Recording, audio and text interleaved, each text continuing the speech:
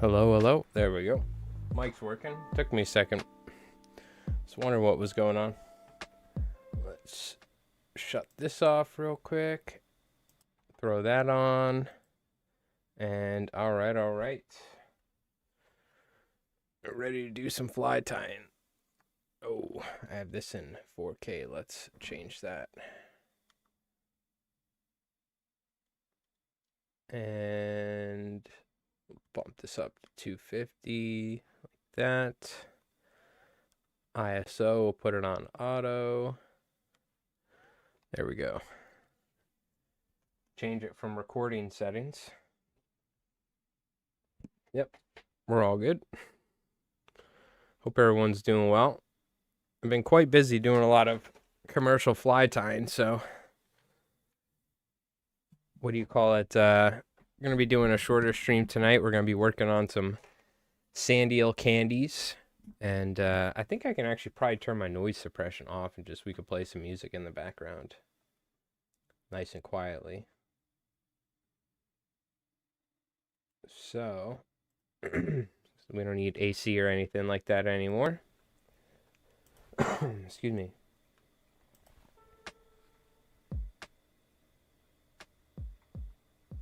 Just in the background, nice and quiet. Something to listen to. All right. Hope everyone's doing well. Hope everyone had an awesome week. Tonight we're just going to be working on some surf candies. So you can see these are the tail sections that I tied up.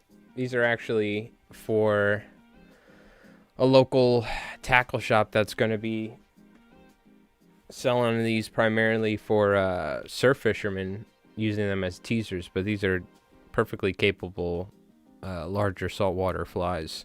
So we're essentially just tying a big fly. Well, we are tying a fly, but just on a larger hook, so that way they can use it as a teaser. But you could easily throw this in Montauk with this exact hook for a striped bass if you were fishing off a boat or something like that. So, but I got the tail sections tied up with hackle, flash, and then I put liquid fusion on there because it was super fluffy. You can see like this one in, for instance. So it's going to be harder to glue it.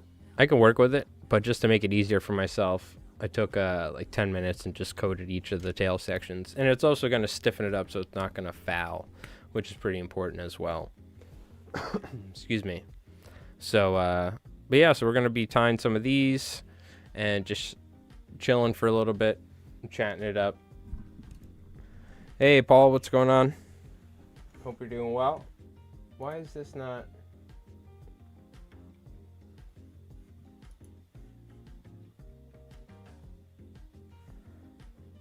I'm not seeing my stream.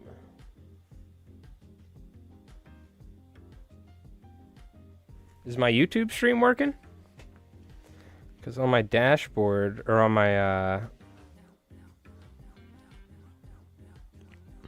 my computer, it's not, seems like it may not be working. Let me double check. No, yeah, it is working. For some reason, my dashboard's just weird. Okay. I can't see the chat on my YouTube, but let me go over here, maybe.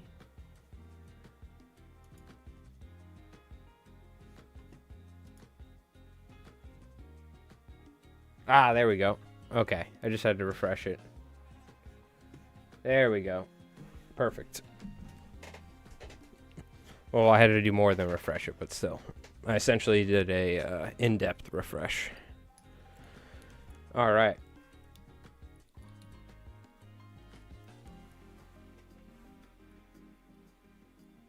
Make sure this music isn't too loud.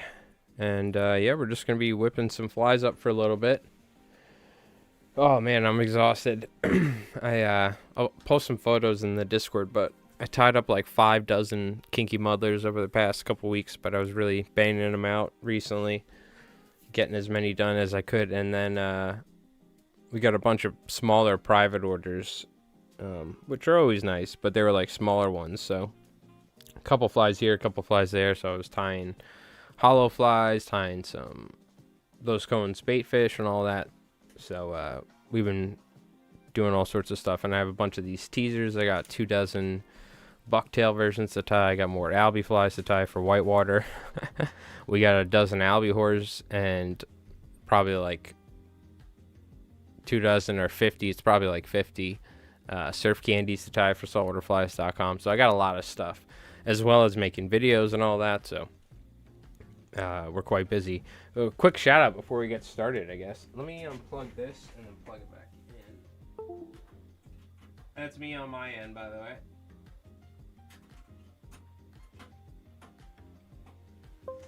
Apologies, that's my computer making those noises. I do want to show you guys real quick. We've been making some videos for my second YouTube channel, which isn't fishing related, but it's been doing really good. The videos have been doing well.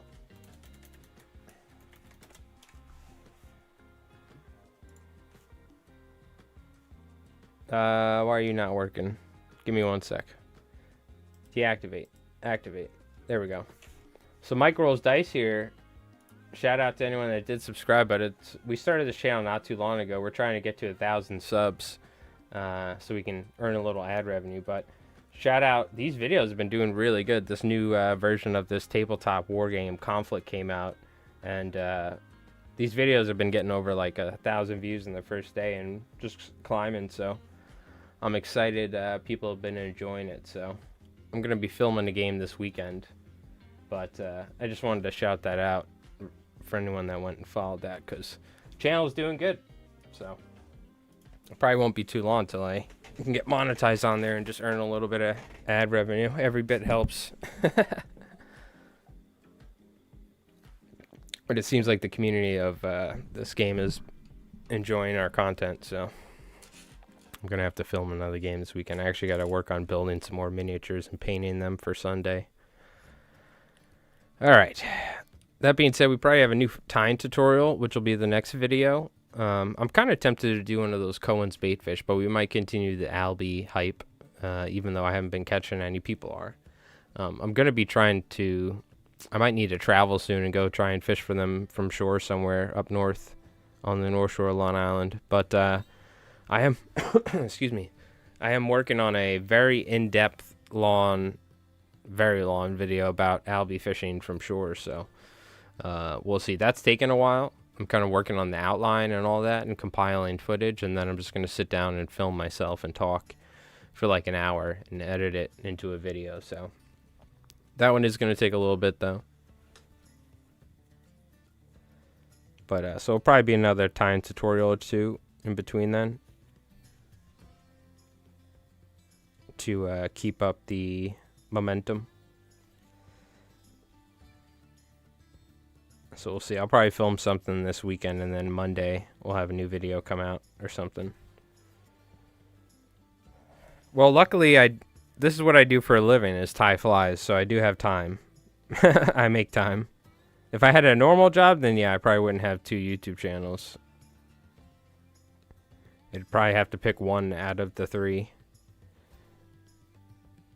But, you know, just put on something good on YouTube, sit down, tie for like 6 hours, and then work on some videos or something.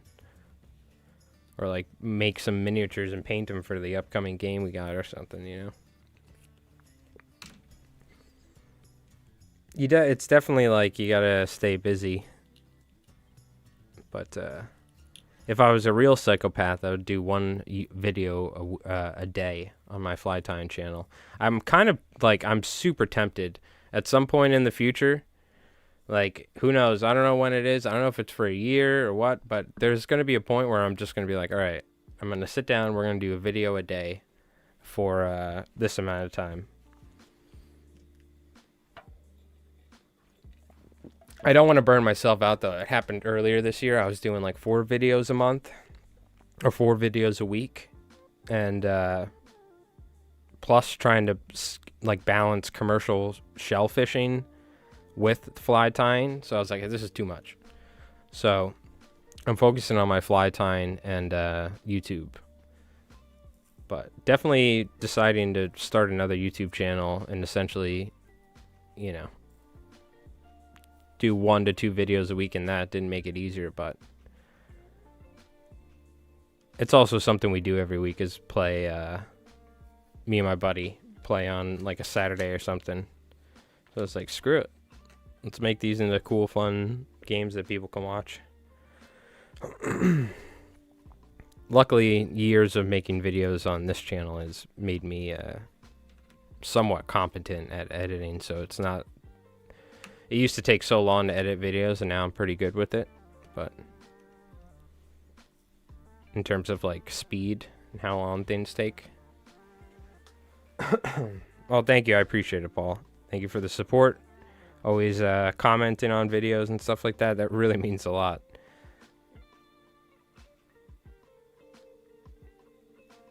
Like, the more likes and comments a video gets, the more it pushes it. So, like that Albie Ho video we did.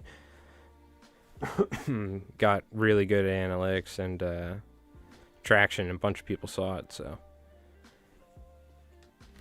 Which is awesome. We got a bunch of subscribers off that, which is one of the most important things, is just newer people watching the videos, you know?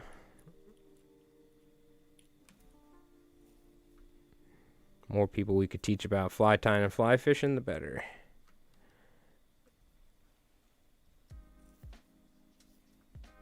I have so many video ideas for LI Flies Mike, my main YouTube channel, that I want to do, like a series on fly tyers that had an impact on fly tying or fly fishermen. There's so many, I mean, God, there's so many different videos that I'm going to do in the future. I just gotta figure out when. But like, for instance, like fishing for or saltwater fly fishing, like fishing a jetty, for instance, and just talking about fishing the structure itself, this and that. And this can apply to striped bass. We'll probably mostly be talking about like striped bass and stuff, but we'll also make sure it applies to everybody. So there's so many, I mean, God, then we could do creeks, we could do bays, we could do coves, we could do inlets, we can do oceans, you know what I mean? Or like the surf. And there's like 30 different videos we could do on surf fishing for striped bass. And these aren't just videos just to make videos for the sense of it, so I can get like, you know, views or something. There's so many things you could have an in-depth conversation about when it comes to fly fishing. It just depends how in-depth you want to get. Do you want to make a 5-minute video on it covering the basics, or do you want to make a 40-minute video on it covering everything, you know, in detail? So that is the thing, though. Those sorts of videos take so much more time than a tying tutorial. The tying tutorial, I just sit down, I tie a fly, and I edit it, you know. But when it comes to a topic that I'm discussing, I have to do a lot more research and just like think about how I'm going to lay it all out, and so much more editing goes involved with it. Hey, Mark. How's it going? I've watched many of your videos, and I find them very helpful for tie improvements for Harker's trip in 2 weeks. Oh, man, you're going to Harker's Island? So somebody recently reached out to me. First off, thank you so much, and good luck on the trip. Tie some Albie hose or lot lizards, and because those are pretty good. Also, obviously, there's like, you know, surf candies, this and that, so many things. But we should take a look real quick at the buffaloes, man. Somebody was saying that somebody messaged me and they were asking about rods, or it might have been on YouTube. Was it you? I don't think so. I think I would have, it was a different profile pic or something, but they were saying how they have an 8-weight. I'm like, listen, if you're fishing off a boat in North Carolina, especially during these certain times of year when there's the big Albies, I was like, have you ever heard of the buffaloes? Buffalo, Albies, Harker's Island.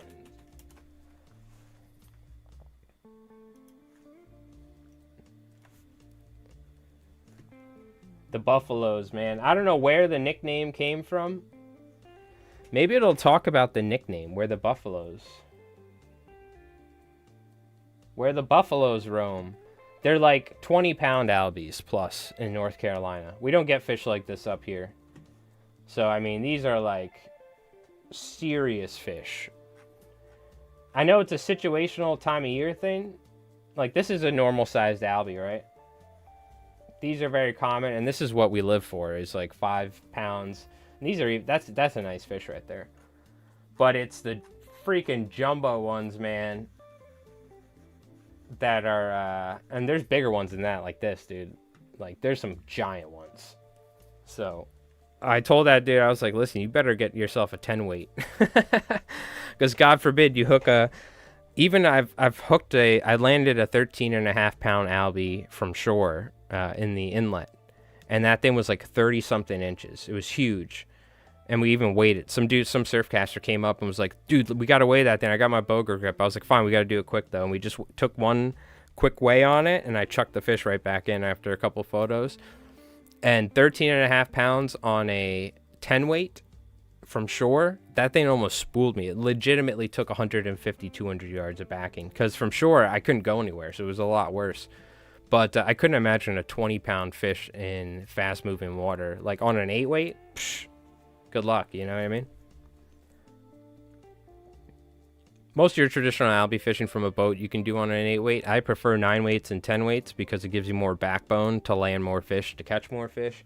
Also, so you can get the fish in quicker so they're not as stressed. But my friend fishes with an 8 weight all the time for him, so. Been fishing Harkers with your brother since 2002, where they were after, where we took them after we fished Yellowstone. Oh, very cool. Well, congratulations. You're going to the Albie Mecca, essentially. I remember reading, what do you call it? Well, it's awesome you get to go to that fishery every year. It's so cool. What's the biggest ones you caught, if you don't mind me asking? Like, have you gotten the ones that get up to those size where you're questioning, like, oh man, that's looking like a 15-pound fish or something? Because I know it's certain times of year that those fish show up, but what was I going to say? I remember reading articles and seeing photos of those albies for the first time in like fly fishing in saltwater or something, learning about the fishery, and hearing about the buffaloes or something. I was like, oh my god, I was like mesmerized. 22 pounds. Oh my god, wow, that is wild. That is so cool. Dude, if somebody ever catches a fish like that up here, it's going to be something. I think the biggest one here from Long Island was like 16 something, which John Skinner caught on a spinning rod. He's like pretty well known fishing content creator. But I remember when after I caught that 13.5 pound fish, if I caught that fish on the north shore of Long Island where all the bait is, that fish would have been potential state record. It was only because it was on like an ocean fish, one that came in from the ocean. You could tell it was so skinny compared to the north shore fish where they're just gorging themselves on bay anchovies all day. So I was like, dude, I bet you we can catch a state record on the fly if you just were an albie bum and fish the north shore. You could probably catch one from shore. You just gotta get lucky. But yeah, that's crazy. 8 fish over 4 to 6 days. I mean, hey, you know, that's what it is. Northeast winds, yep. Yeah, it's the same thing with fishing up here. When we get a nor'easter that comes and blows in, the fishing always turns on. Albies up here are a little bit more futzy when it comes to like weather. Sometimes they can I'm just gonna shut this music off, whatever. Albies can get pretty like futzy up here, where like if we get a storm that comes in, or even a pretty heavy nor'easter, sometimes they can push out because when the water gets dirty, man, they just don't come inshore. But that being said, if you're like out in a boat off Montauk or something, you're Block Island or out in the where you're in cleaner water and stuff. I mean, even if it's the slop like that, the albies will eat. But the bass go crazy. But when you're fishing from shore, it's really tough. Really crappy days are some of the best. like a nor'easter day, as long as it just doesn't make the water too dirty. The second the water gets dirty, the fish refuse to come in. There could be bait, there could be everything, and they just were like, nope. Oh, do it. We gotta put some flash on there. Oh, eight fish per day. Yep. Well, you're fishing from a boat, and it's probably the time of year. That seems right. That's like pretty average for like Montauk, for instance. Like I'm sure they're getting probably around that, you know. Spinning rods. The kid I used to work with, that you see in the Albie highlight, the beginning. He's grown up now, but he was younger. He was younger then. He picked me up that day on the rocks, and him, his dad, and his friend were fishing from with spinning rods from the boat, and they had over like 30 fish. It's crazy with like 30-pound line and those hoagie jigs. You can just start slamming them. But when it comes to a fly rod, it's tough. Usually it's easy, but I mean, just terms of like landing the fish, you catch less fish in general. So, but 8 fish from a boat is real good. That to me is like, all right, that's a good day of albie fishing. Could be better, but I mean, your arms start to hurt after a while, you know.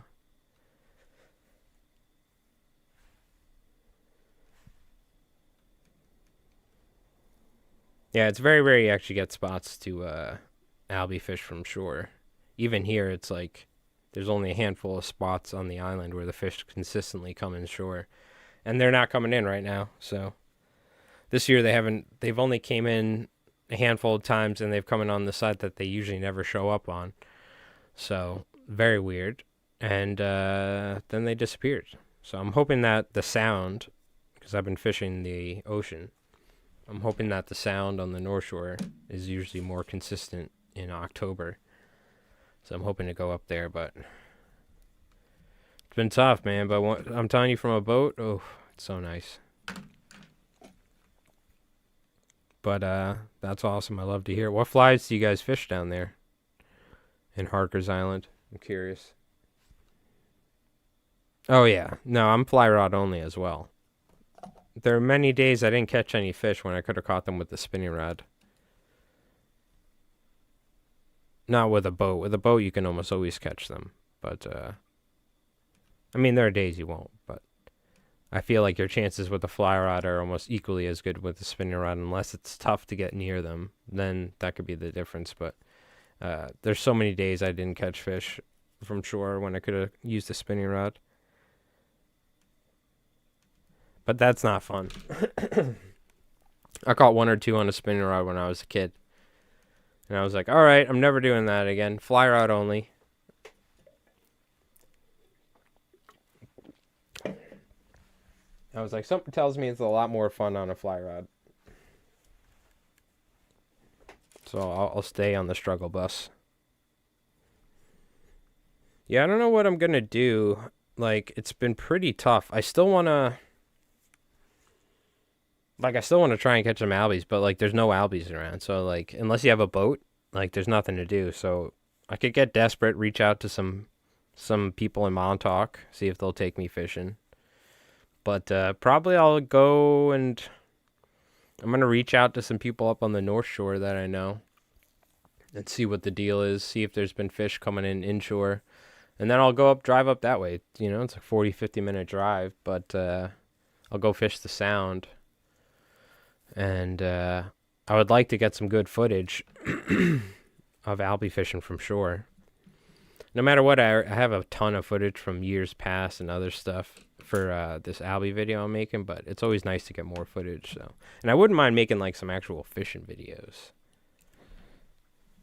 not just like topic stuff, but we'll see. I just want to catch albies. So it's a good excuse, you know what I mean? When the fishing's like really tough, if I'm trying to like make a video or something about it, it's a good excuse to go out there and just like kind of try, but we'll see. Right now I'm just so busy. I just have to tie flies to pay bills, so just been sitting at the vise. But soon I'll be caught up with pretty much everything. I'm sure somebody will end up ordering something because it's albie season and striper season's coming up, but I should have some time to go do some fishing. And you know, worst case, we'll probably gonna start doing some striper fishing locally because we went out recently. We caught some nice fish in pretty much like 6 inches of water. It was really cool. Let's pull this back a little bit. So what I'm doing right now is I'm actually tying. These are Sandeel teasers. They're essentially, I call them teasers, but they're literally surf candies. These are what I like to call like boutique teasers. you're you're essentially buying like one of my flies but tied as a teaser, and this is for one of the local shops. And I dropped off like all these bucktail versions. He sold out of the olive ones like in like a day or two or something. So he was like, "I need more, please." But what's going to happen in a month or two, like mid-October into November, when the sand eels show up on the beach, this is what I'm going to be tying. I'm going to probably tie a couple hundred of these things because the surf guys just go crazy. That's when I'm going to start fly fishing for striped bass, like super heavy, and making videos about surf fishing. But not many people, like, you won't see many people out there fly fishing. It's mostly like a surf game. It's really hard. Some of the hardest fishing you can do is surf fishing up here. The beaches are not friendly for it. Very steep. Surf is really rough. But if you can figure it out, you can get fish like right at your feet. So that's the goal. The Albie whore, yep. It's such a good fly. The bunnies were exceptional. Yep, Bonita bunnies. Mushmouths, yep. Yeah, that's somebody I want to talk about more is David Skoke. I mentioned how he was one of my favorite fly tyers growing up in that most recent Albie video, the fly box one. Which, if anyone hasn't checked that out, check that out. It's 30 minutes of me going over my favorite Albie flies and why you might want to use those particular flies for particular times. So I'm surprised it did pretty good. It got like 500 views and then it just stopped. So, but that's the way she goes. It might be the sort of video where a year from now it starts just steadily climbing. So I don't know. I try not to worry about it too much. YouTube is like a freaking... It'll mentally drain you trying to worry about analytics all the time. But at the same time, I still need to make sure I'm like making videos people want to watch. So, but I think that one was pretty good. So I don't think it was... Probably could have just made a better thumbnail. But it's amazing how that in itself can do something. Can make such a huge difference. But I thought it was a pretty good video. Going over, you know... Albie flies and why I like to use them, but we'll see.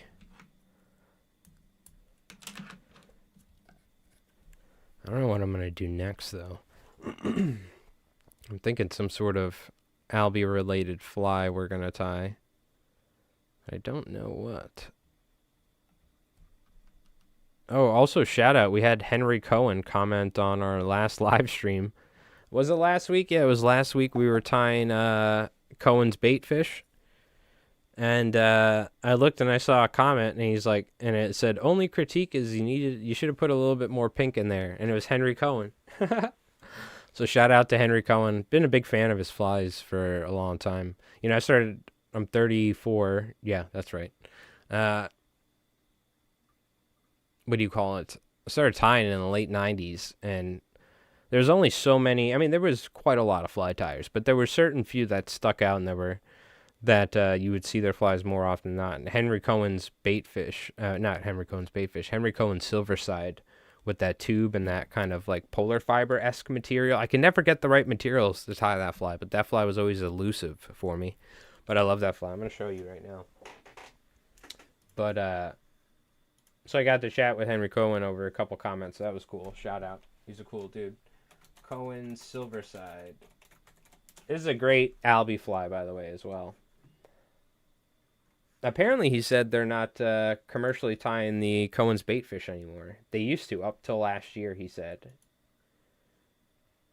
Oh, yeah, dude. This is the Orvis pick that I used to remember.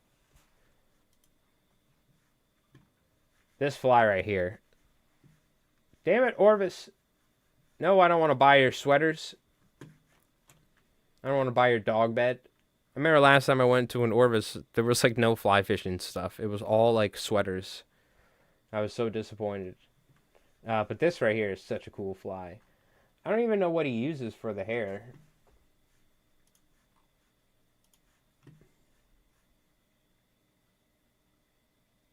He has his own website, so here we go. This is Henry Cohen's website. He's got a guide service too, so. This one. Oh, it is polar fiber. Yeah, he likes using polar fiber. Polar fiber, polar fiber, polar fiber. Polar fiber tail right here. Oh, there is diamond braid over there. Ah, okay, I see. Apparently I missed that.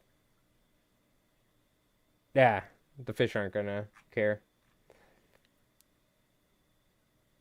The most important thing he said was using having a substantial amount of pink in the throat. That was like the secret juju, he said. So this is pretty cool, the Magnum bait fish. This is a cool fly. We should do a video on this. Icelandic sheep.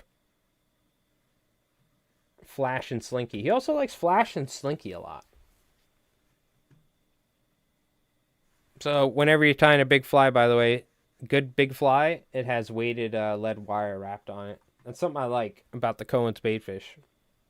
I was like, okay, I like this. I like this. That's something maybe we should do. Maybe we should do a video. Oh, I don't have the tubing for it, for the Cohen's, but we should do a couple Cohen's patterns here on the channel. Those are like nostalgic flies. You know what I mean?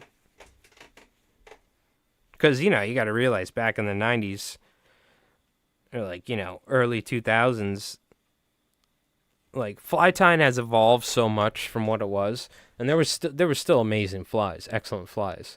But like, not like, you know, nowadays, like flies are on a whole nother level in terms of like how good they look. You know what I mean?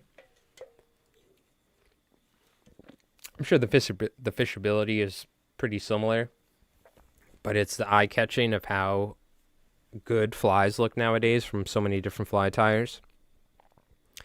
That's one of the things back in the 90s or something, when you saw a particular fly tire and their flies looked like they do nowadays, where everybody ties like freaking Instagram quality level flies, right? You know what I'm talking about? Better than me. What do you call it? But so you would see somebody like David Skoke or Henry Cohen, and you would see their patterns, and you're like, this is definitely a step above than what I'm seeing from a lot of other people at the time. You know, same thing with like Popovics, of course, or like Mark Sedati with his big flies. There's certain tires that you were like, whoa, okay. Because everyone could tie certain flies, but certain people could tie them to a certain level,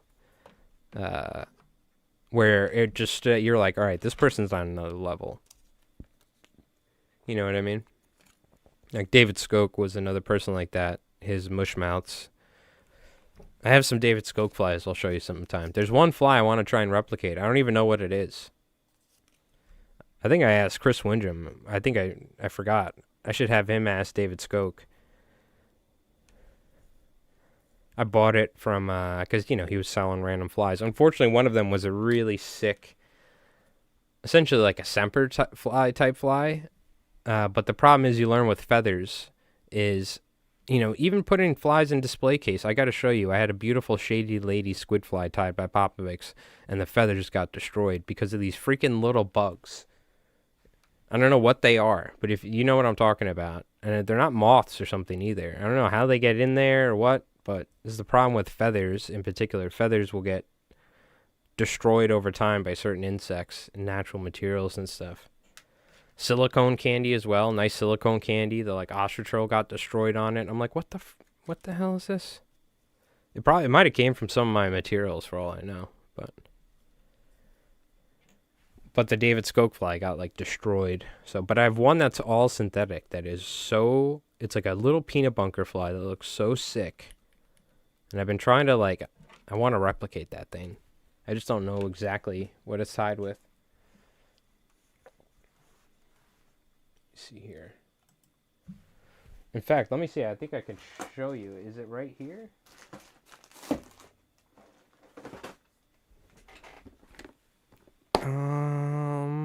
Might be downstairs.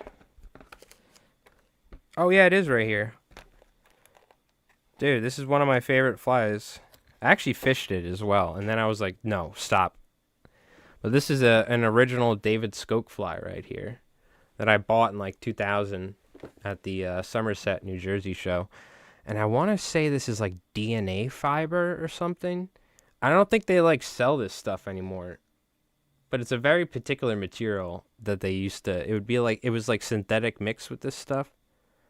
But it looks like pretty much just like, I don't know if it's Steve Farrar fiber.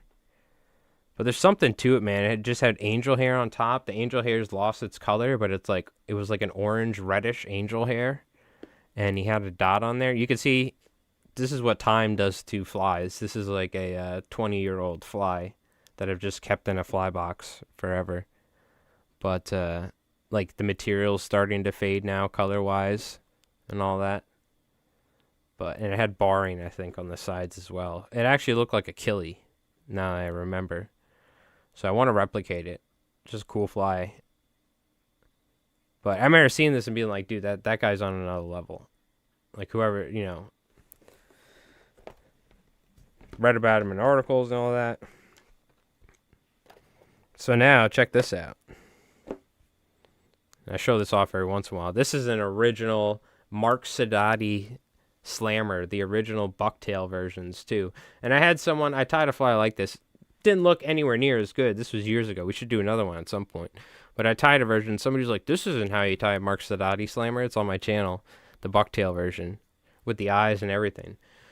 Because nowadays he ties them with synthetics. But before synthetic materials were readily available, like slinky fiber, and before I watched him in person as a kid blend slinky fiber with angel hair, and like, in fact, I have an original. This is one of the like really like the first ever, when he first started doing this, one of the first ever Sadati slammers tied with synthetic hair.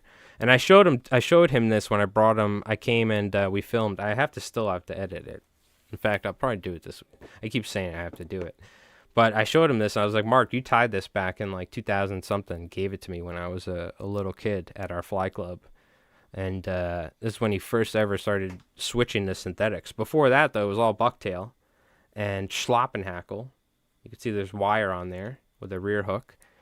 But he just high-tied and low-tied the bucktail. So he did, in fact, used to tie slammers like this. It was just before people's time, so people are like, he didn't tie with bucktail like that? Yep, he did.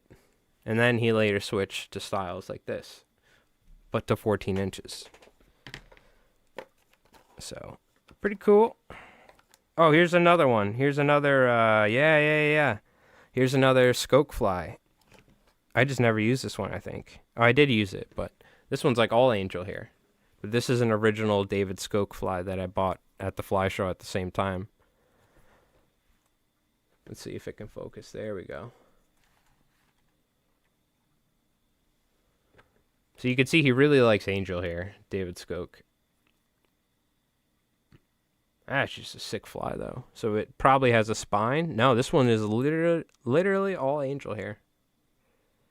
That's interesting. He didn't put a spine in there like a mushmouth.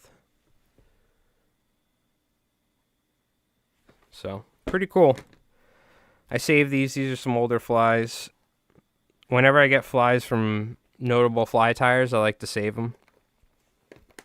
Oh, dude, check this out. I forgot we tied this. This is a fly we should tie. Make a video for. We use monofilament. We made loops. And then we used UV resin. And we made our squid body. I remember we did this a while ago on stream. In fact. That's actually a cool video idea, though. The mono body squid. For anybody that's ever made a spoon fly, it's very similar to how you make a spoon fly. For like fishing for redfish. All right. A little bit of story time. All right, yeah, I got to think about... Oh, man. I got a lot of stuff to do. Never ends. I'm thinking, like, man, we got to film some videos, this and that. So much. Let's keep tying.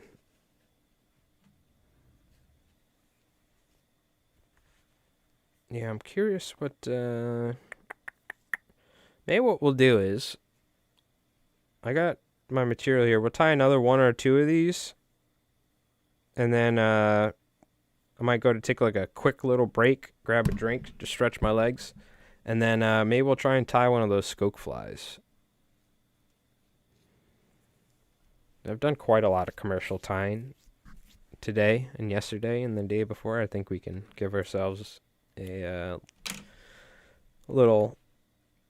Every once in a while I tie a fly for myself. It's not very often, but I have quite a lot of flies, as you can imagine already. But usually my time at the Vice is spent tying flies for other people, so... Or making videos, vice versa. Speaking of which, all the giveaway stuff shipped out. I need to ship out gins and then this most recent Twitch stuff, but all the YouTube stuff shipped and everything else. And last month's Twitch giveaways, so we're all caught up there. Got a bend back going out from, it was like the late July video or something, and then we got the most recent guide fly video. And speaking of which, if you haven't left a comment, which I saw Paul you did, but Mark, for instance, I don't know if you did, leave a comment on the new, and like it, the new Albie video, because we're giving away Mickelson's epoxy baitfish. So I'm always surprised. It's whenever I do these giveaway videos at the end of each month, they're like some of the least watched and analytic videos. Like people, like the least commented. I'm like, what? I'm giving away a fly. And like less, I don't know what's going on, but it's crazy.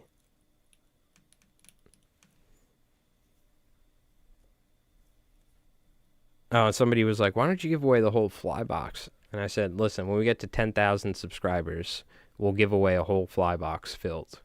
Striped bass, bluefish, false albacore, bonito, we'll give away a whole saltwater fly box. Whoa! Tired, looking for a name. Thank you for the $10 super chat. Let's get a round of applause. Turn it up, Jerry. Thank you so much. Appreciate that. I think I saw you commented recently on a video, if I'm not wrong. But thank you for that. It's so kind of you. We'll put that in the material fund. I appreciate it. Yeah, I'll post some photos in Discord. We'll take a look before the end of the stream. But we just tied up some really nice looking kinky muddlers. I was actually really happy. I haven't tied a batch of those in chartreuse and white, and when I looked at them, I was like, dude, oh man, these look so nice. And tied some hollow flies and bucktail deceivers for some dude in Brooklyn. So we got folks in Texas. We're shipping flies all over the place. We've been whipping up all sorts of different stuff. So, but thank you again. Much appreciated. And if you folks ever, ever have any questions or whatever, I've had a lot of people recently reach out to me just with or in comment and stuff about certain stuff. This was a great thing about the live stream is if you guys ever have any specific questions or things you want to talk about or ask, this is like the best time to ever do it. Because we're tying live, so I've had people like a lot, especially during like fishing season, people have questions and stuff, but so I always like to say that because it seems like recently a lot of people have been like, well, I'm doing this, I get where I'm going here, I'm fishing for stripers, but I can't get them, or I'm fishing for Albies, and I need, what am I doing wrong, or this or that. So it's really the great thing about live streaming is I got nothing to talk about. I'm trying to think about things to talk about for the whole time I'm streaming. So if you guys ever have anything to talk about, feel free to start it up. But thank you again. Looking for a name, appreciate it. Does anyone have any fishing plans for the weekend is the question. I need to go fishing. I've been trapped inside. I've been going crazy. I do have so much stuff to do. I got to do these flies. I got to build these miniatures and film a game this weekend for my second channel, but I'm probably going to just try and maybe go look for Albies from the rocks. Probably not around, but I'll go look. And then when there's none of those, I'll go for some stripers. I got to see what the tide's like.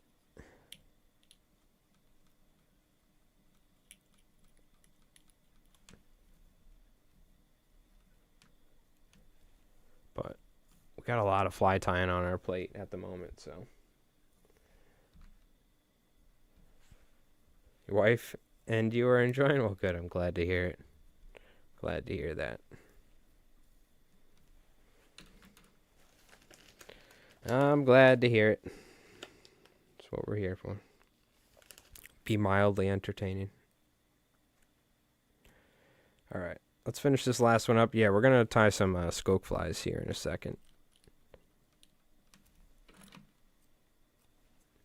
It's funny, though. He stopped. So this is a little skoke lore. David Skoke, who's a New England fly tyer, for if you're wondering as well. For anyone that doesn't know. He tied these Mushmouths, and he used to tie them with Softex. Now, when I was a kid, like 9 or 10 years old, me and my friend, he got into it as well. So we were like 10 or 11. We used to love tying with Softex. We used to tie with it all the time. But the fumes from it, like, you had to open every window. This, even as a kid, we understood, like, we should open up a window. You know what I mean? But later on, we learned David Skoke, like, stopped tying Softex, stopped tying with Softex, particularly stopped tying Mushmouths commercially or privately because the Softex, he was like, it's going to kill me. It's that bad. And he's like, I found out that this stuff is so bad that, and I just remember, like, we had that jar open. We were like, we were breathing that stuff in. Oh, man. I'll never forget my buddy spilt an entire, they used to sell this big jar. It had a black cap. It was Softex. He spilt the entire thing on his carpet, and his room smelled like that stuff for like a week. But he probably lost like a year off his life from that stuff. But what do you call it? It works so good in terms of stiffening the material. But, nowadays we just don't use it anymore. So it is just that bad. Like, you open it up and you're like, whoa. This is like some industrial grade stuff. But so alternatives to that, I just want to mention that because that was a Softex thing or that was a Mushmouth thing. He like completely stopped tying Mushmouths because of Softex. Maybe he ties it for himself or something, but it's the thing when you're like, let's say you have to tie 100 of those things. Think about how much you have to be exposing yourself to that stuff. But so you can use flex resin or you can use something like liquid fusion. I think liquid fusion is the answer. In fact, I think liquid fusion is the answer for a lot of things. Johnny Kings has converted me to using liquid fusion on a lot of flies that I never used to, so. I'm looking at crank some hybrid stripers this weekend. That's the closest thing I got to the real thing. Hey, dude, your chances are your hybrids are bigger than my fish are locally, so. Yeah, they're in the salt, but, if you get a 20-pounder and I'm catching 18 inches, it's, you know what I mean? But the grass is always greener on the other side, I guess. Weekend, no, but next week we'll fish at okay, let me try and pronounce this. Masquamakut Beach. I don't know if that's right. Masquamakut? That sounds about right. Rhode Island. Very cool. So is that like a sandy beach or like a rocky beach, or are you fishing a jetty over there? You know what? One of these years we're gonna have to go up to Rhode Island for like a week during Albie season, if things persist like this, because this is ridiculous.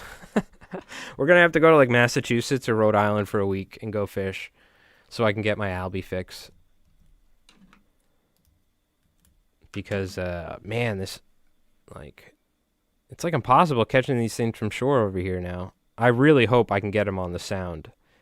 I hope I can get them from the beach, because the jetties here are just not doing it on the South Shore. So doubt. Well, hey, you know what? At least you're getting something. So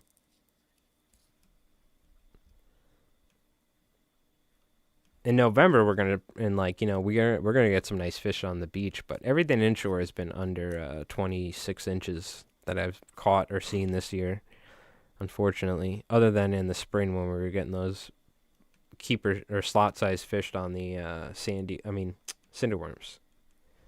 That was a good bite, but summertime onwards, it's just been like there's really no decent sized fish that come inshore into the bay. I mean, they're all out in the ocean, man. There's so much bunker out there. It's like, why would they even come in? You know, there's jet skis everywhere, and they could just stay out in the ocean and just eat bunker all day. Yeah, I mean, that's the thing. Somebody was talking about how they were having a really tough time in the city, and I was like, I don't know how to fly fish in the city, in like Queens, for instance. But what do you call it?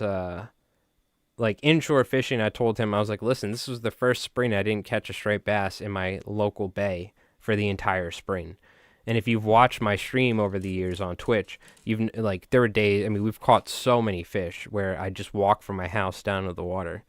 But it's weird. The past couple of years, things have like really changed inshore for me. I don't know if it's just me locally or what, but I've also talked to other people and they said that they've been struggling.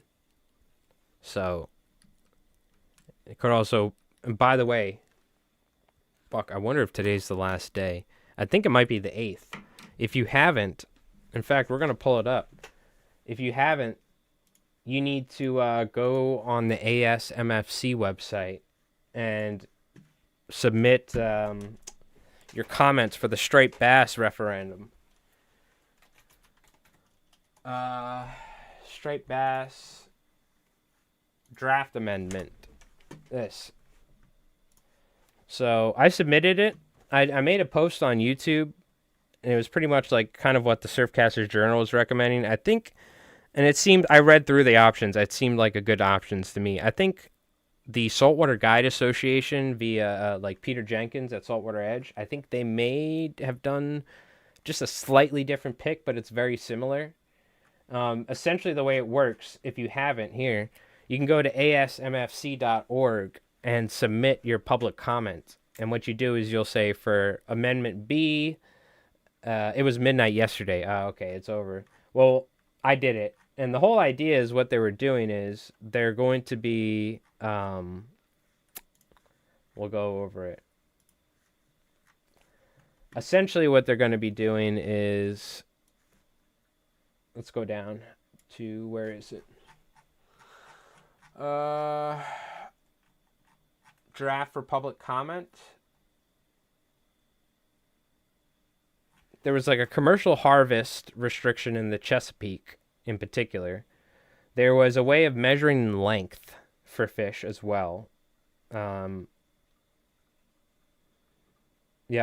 There was I forgot, there was one other thing. I'm trying to remember something. But the big one was a potential either no harvest or no targeting season.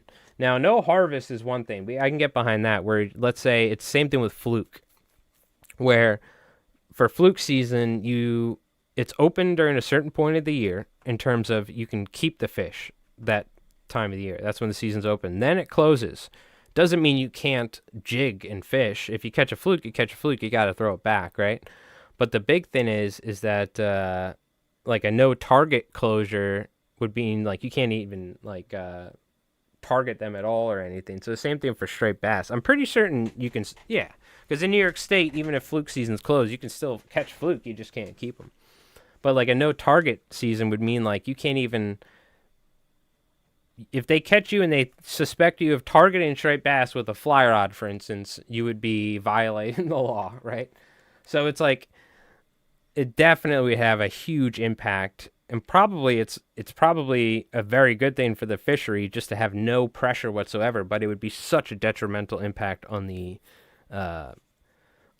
recreational industry, which is a multi-billion-dollar industry. All the tackle shops, the mom and pops up, the guides, people like me, fly tires, this and that.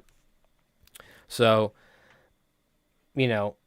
what I did is I voted to support, for instance, like a no harvest target closure. I mean, a no harvest closure or something potentially, or a change in season or slot sizing, but not a targeting, a no closure. I mean, a no target closure, which would be like, who's to say you're out there fishing for bluefish or striped bass? You know what I mean? Like a game warden or how are they even going to enforce that? You know what I mean? Is it like whether or not they just think you are or something? Because you could just be fishing for bluefish and you accidentally catch a striped bass, And then they'll be like, that dude's fishing for striped bass, So I don't know how they would even go about it.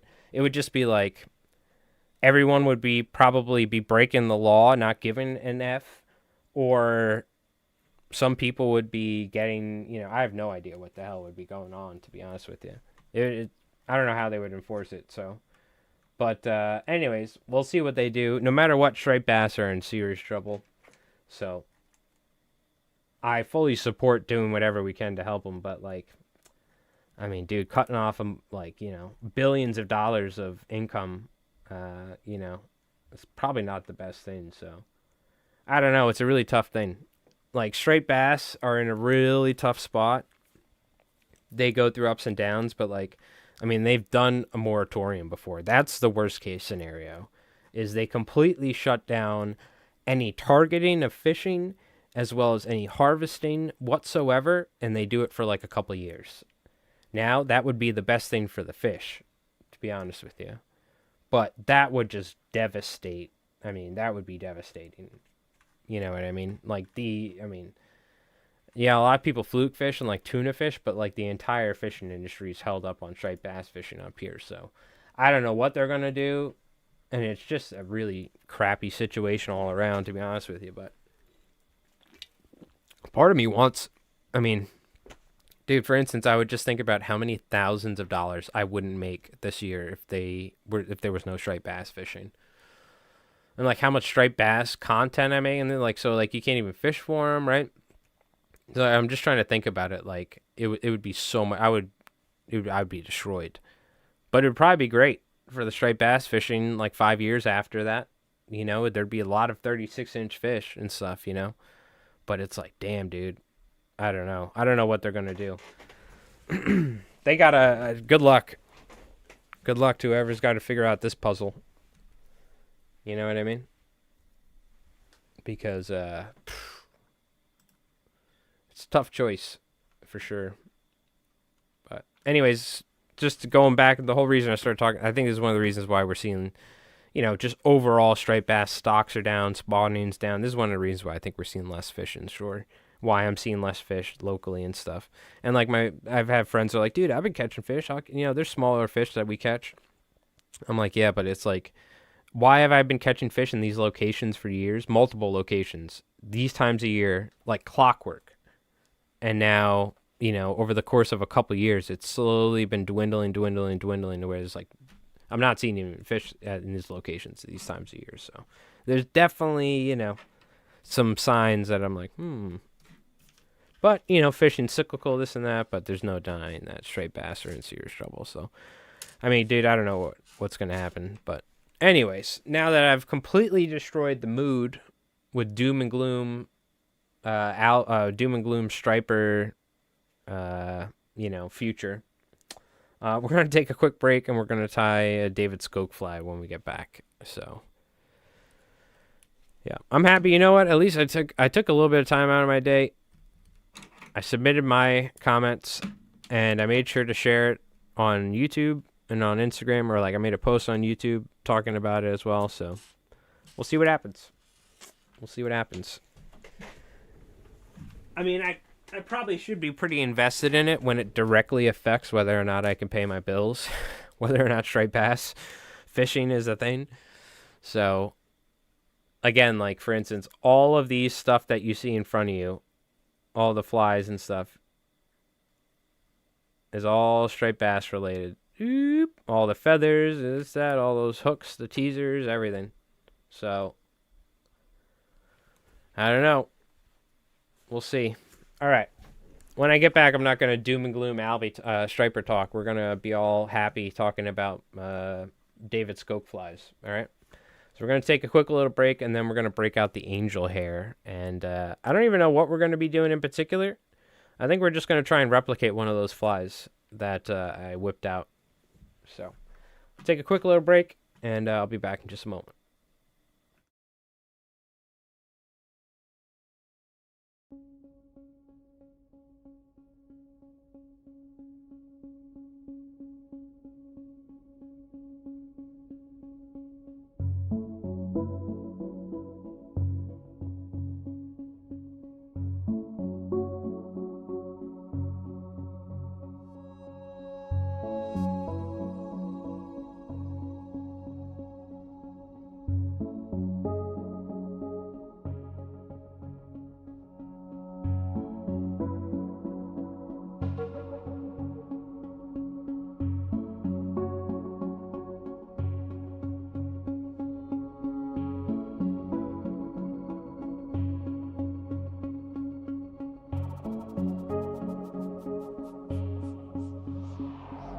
Yeah, dude.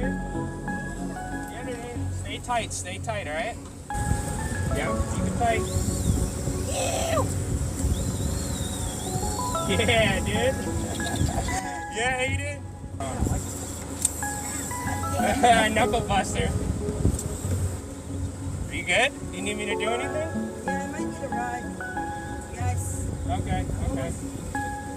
Hold on, I'm gonna turn now. I'm gonna try and get on the bow. Yeah, get on the bow. All right, you're doing good. Keep doing your thing. I'm gonna move us away.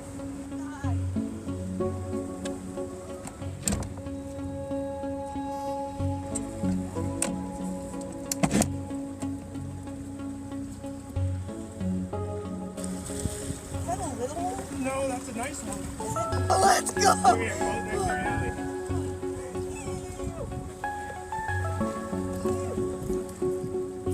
Good job. That's sick.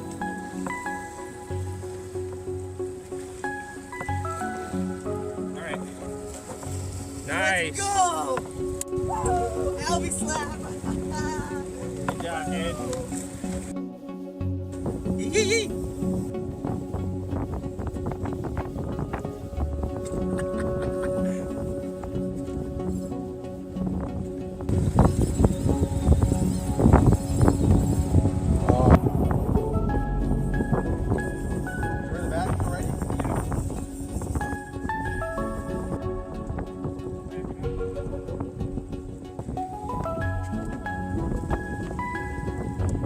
Looking down the barrel of a 12 gauge little tuny, bro.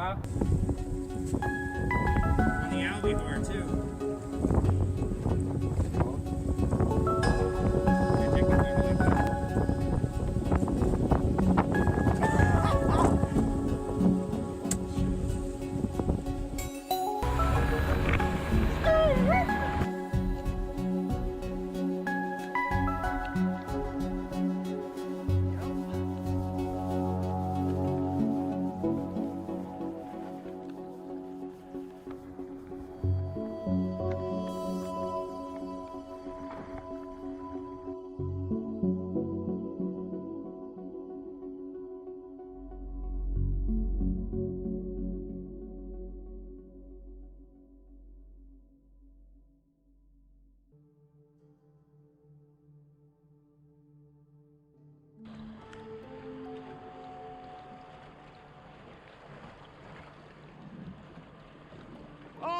my god, dude!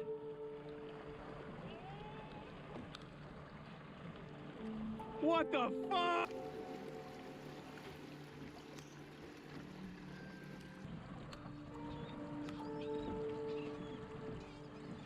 Woohoo!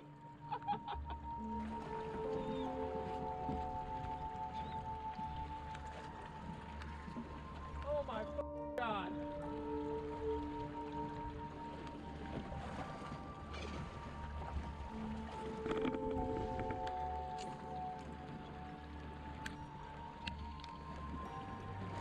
Yep.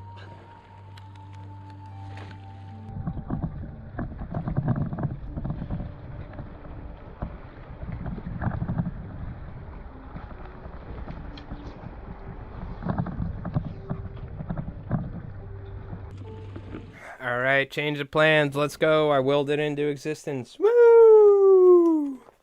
What did I say? We're going to be Albie positive when I came back. First off, I got to charge my GoPros. I got to make sure I do that. I got a text from a customer, and I'm going to Montauk tomorrow morning, so you know what that means. We're going to get some footage like what you just saw. So I got to charge my GoPros. Apparently it's been on fire. Like the Albie fishing out there has been crazy. Hence why I've been tying so many flies for guides. So let's tie a mushmouth, or let's tie some sort of angel hair flashy skoke fly for Albies, and then I'm going to shut the stream off and get all my stuff ready because I have to get up quite early. Even though Montauk is only like, I mean, on a good, with no traffic, it's like 40 minutes. With traffic during this time of the year, even though it's a weekend, because there's so much, we have a trade parade where it's all construction and landscapers that go out there, and the roads are so small, it literally could take like an hour and a half to drive out there. But we willed it into existence. I was just like, man, no Albies, everything sucks. Woo! Let's go, the Albies. So let's tie a couple Albie flies and then we'll shut the stream off.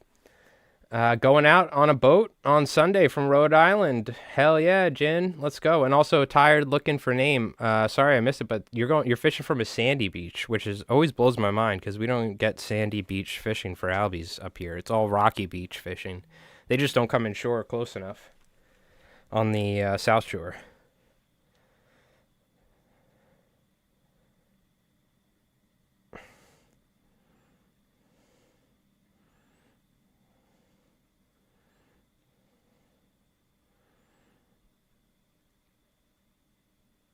All right, sweet. Well, good thing I did that Albie box video because my fly box is filled with Albie flies at the moment, so we're good. So what's a couple things that I want to tie? We want to tie these mushmouths and stuff. Probably off stream I'm going to tie a couple Albie whores just in case.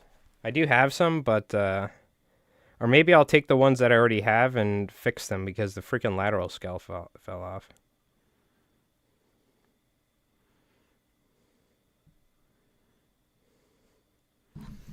I'm going to leave here at 7 in the morning, so it's not too bad, but I got to get up somewhat early. My sleep schedule has been freaking terrible. My sleep schedule has been not good for multiple reasons, but... Alright, let's, we're just going to suck it up. No coffee either. Oof. I tell you what though, I stopped drinking coffee and I switched to some like green tea. I looked, the caffeine's less than the coffee I was drinking too, so. Because you mentioned it, Jen, you got me curious. I'm like, is there more caffeine in this? But there's substantially less. Because I was drinking some crazy coffee. So I'll make myself a cup of tea before I head out. Unfortunately, we're kind of running low on pearl. So I guess maybe we'll try this light bright out. Yeah, why not? And then maybe some pink. I think we're going to go with size 2 Gamakatsus. You know, I said I wasn't going to tie mushmouth, but I think we are going to kind of tie mushmouth. We'll see. Kind of like it. Inspired by those other flies. Let's do one on a size 1/0 and one on a size 2. I'll take out. And if you ever hear me just say that without mentioning the hooks, you can guarantee that it's the SL12S's. So, hey James, what's going on? By the way, your fly's in the mail, so it should get there not too soon. The giveaway fly. Got a pot of gumbo going and a big seafood parade boil in the pan. Lobster tails, some sausage, jumbo, prawns, crawfish. Damn, what are you in, Louisiana? Damn, you down on the bayou? Sounds good. Sounds real good.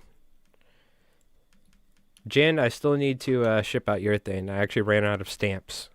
So, I'm going to ship yours out. And the Twitch winners that we just had, what was it, last stream. I'm going to ship that out next. Probably this, like Monday or something. Because I have to go to the post office again. Alright. Now we looked at those flies. Alright, let's tie one like the Skoke fly. Where it was like mostly all angel hair. And we'll just layer some different colors, perhaps. Yeah. I tell you what, though, I feel like we really should have a liquid fusion spine on here, so I'm going to do that because there's nothing worse than having an Albie fly foul when you're fishing for Albies. It's probably one of the worst things that can ever happen. Now, something tells me we're going to get a lot of opportunities tomorrow. It's not going to be like fishing here locally where you may only have one opportunity and the fish go down. Tomorrow I'm expecting probably a minimum of 8 Albie day, you know. We'll see how it goes, though. Put a little stiff tail on here. Yeah, you got a giveaway from August. Don't worry about it. You'll get a fly in the mail. Just expect a random fly in the mail here and there. You probably won and maybe you weren't even in the stream at the time. I'm going to Montauk tomorrow. I got a text while I was downstairs. I was moaning and groaning about no Albies. And I got a text from my customer. He said I know it's on fire because I tie for guides. And I've been talking to the guides. And they're like, dude, it's been on fire. So. I'm bringing the GoPro. Because I got to get some footage of Albies blitzing. And fighting Albies and all that. So, and the other thing is, I plan on making a video about fishing from Albies for boats. Which is going to be the next video after fishing from Albies for shore.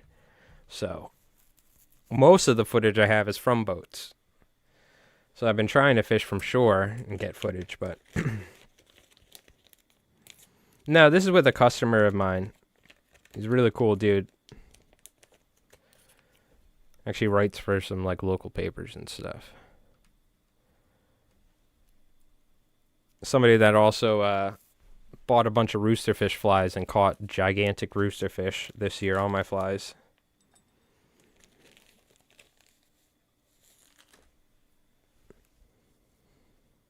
So unfortunately, we don't have any nice pearl angel hair or anything like that. We have this light bright. I almost don't even want to use this. So let's use some silver then. What adhesive did you just use? This is the new bottle for liquid fusion. It's fantastic. Highly recommend it. This is the old bottle. If you haven't, check out my video. If you just go to my videos on YouTube and scroll down, it's the Rooster Muddler. It's a Johnny Kins Kinky Muddler. Anytime I use 3D eyes, I used to just use E6000 or some sort of liquid seal or whatever sort of glue we would use on the back. Nowadays, I coat it, the eyes and where it meets the synthetic with liquid fusion a little bit. And it's water-based, so it's non-toxic, and it dries really thin. But it's a great, this is my new substitute to Softex right here. And it works pretty much just the same. It's the same sort of thing I use to stiffen this right here, these feathers. You can see, works pretty much just like Softex. And you're not going to die using it. You could probably lick your fingers. I wouldn't do it, but maybe not. It looks like they have a lot more warning stuff on it now, but it's the same thing. We checked. We actually did a little deep dive. It's just a different bottle. They changed it. Aleen's Glue Company. But so what you can use that for, you can't really tie surf candies with it. I mean, you could kind of tie something with it. I've tried, but it takes like many coats over time. But what you do is you can stiffen material with it very well. Really good for stiffening material. Are we going to V-tie? Yeah. But I kind of want to go lawn for the first one. Lawn enough till we can cover up that Supreme hair.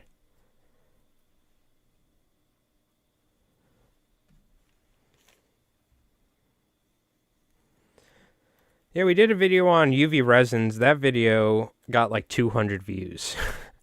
So I was going to do another video on like adhesives. Maybe I should do a video on like fly tying adhesives or something. But when I do a video and like nobody watched it, I'm like, damn, dude. Okay, maybe we shouldn't make a video like that again.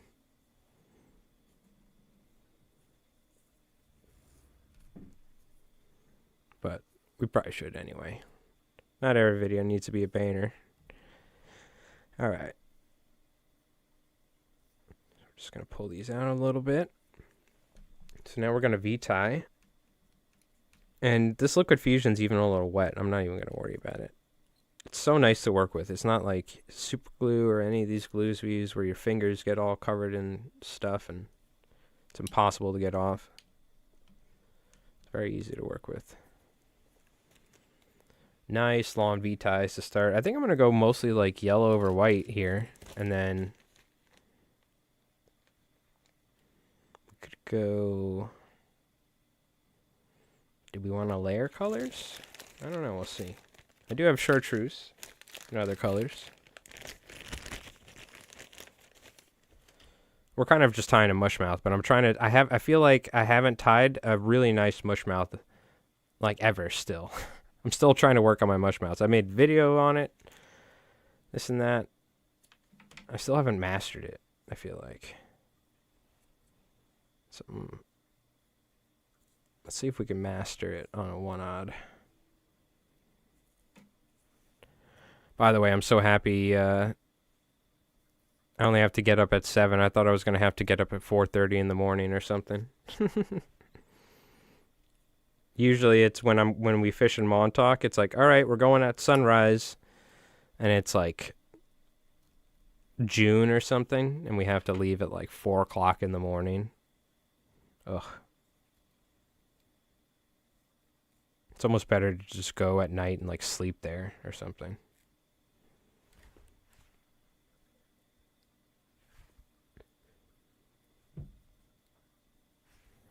Yeah, we got one on UV resins. Just pretty much going over UV resin, working with it, and the different types of resins, but I mean, it's pretty self-explanatory. You know, I never know what's going to do good and what's not with YouTube. I knew the Albies video would do good just because it's a popular fly, but YouTube's a tricky game. So now we can V-tie this. Yeah, I think we did a pretty decent job covering up that spine. I feel like I always never make this long enough to really sufficiently cover that up. In fact, I'm going to add a little bit more. Let's keep it long. We can always trim it.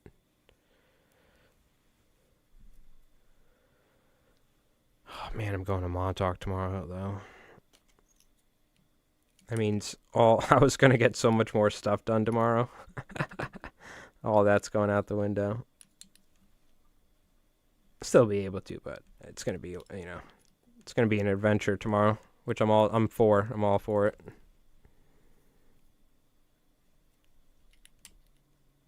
For those of you that don't know, Montauk is the end of Long Island, the very end that juts out. and there's a lighthouse that was built by, I think, George Washington. And I think it was George Washington. Could be wrong. And because it's the end of Long Island that sticks out into the Atlantic Ocean where the Long Island Sound meets the ocean, every single fish in the Northeast that's migrating south has to pass by the tip of Long Island. And it's just a perfect area where the water drops off to a certain depth. All the bait flushes by, and it's just, you'll see scenes of National Geographic level stuff there. So that's the place. It's where all the guides are, where all the surf casters go, the boat fishing is,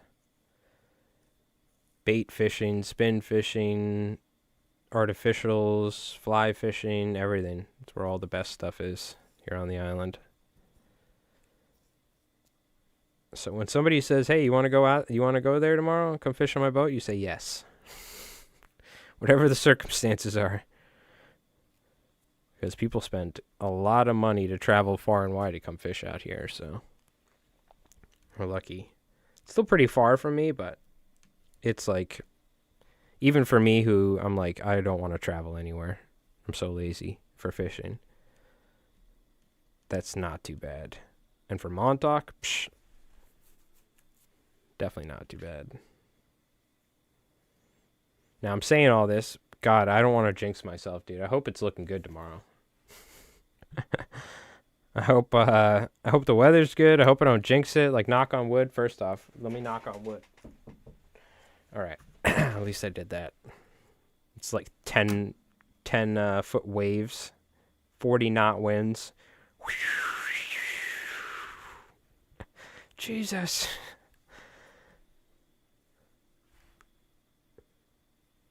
Thank you, Paul. Look, I tell you what, the Albie video is going to be way more entertaining in terms of B-roll footage, so I'm going to specifically not let I'm saying this now, but I'm not going to bring my good camera because my good camera is going to probably get destroyed, like getting tossed around chasing fish. But what do you call it?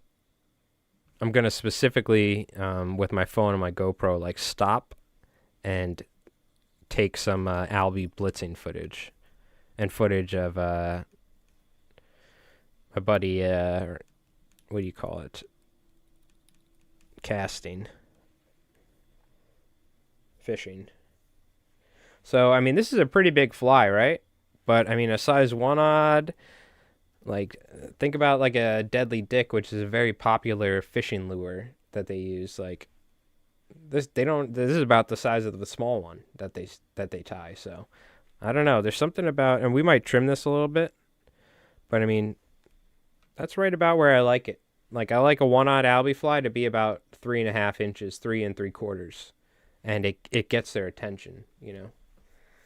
Oh, man, you live in Central Mass, so you got to drive about an hour and a half. Oh, well, you know, it's definitely worth it, but I am blessed to live close to the water. Everything's 15 times more expensive, but so I have to live like a hobo out here, but at least we are close to the water. They haven't fully priced out the lower middle class yet. They're trying to, but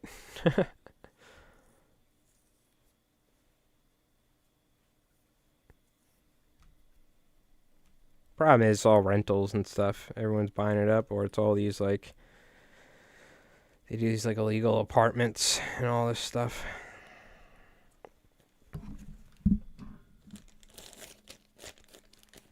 Uh-oh, you got Jin's attention. Jin is my mod on Twitch who lives in Massachusetts. So he perked up real quick when he tired looking for name is in Central Mass, Jin. Speaking of which, if you folks are ever what do you call it? If you're ever looking to you know, hang out with like-minded fly tying and fly fishing people, or just share your flies, or if you have any questions, we have a Discord, and people are always posting their flies, photos of their fly fishing, and stuff like that. So, and it's also a way for the YouTube and the Twitch chat to interact, because I can't have you guys on screen together because Twitch hates it. So, but what do you call it?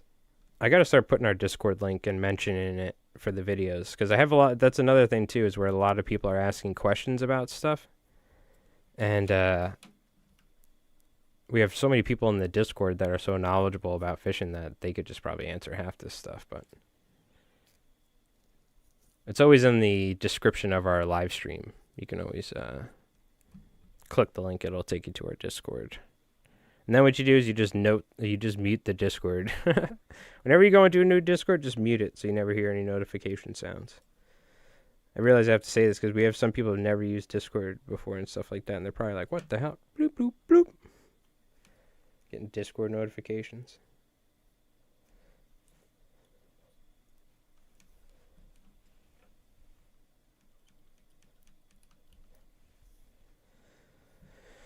Hey, dude, I'm telling you, this might be my best mushmouth I've ever tied. I'm trying to restrain myself from using too much material and this and that, but you drive 7 hours towing from Oh, you tow?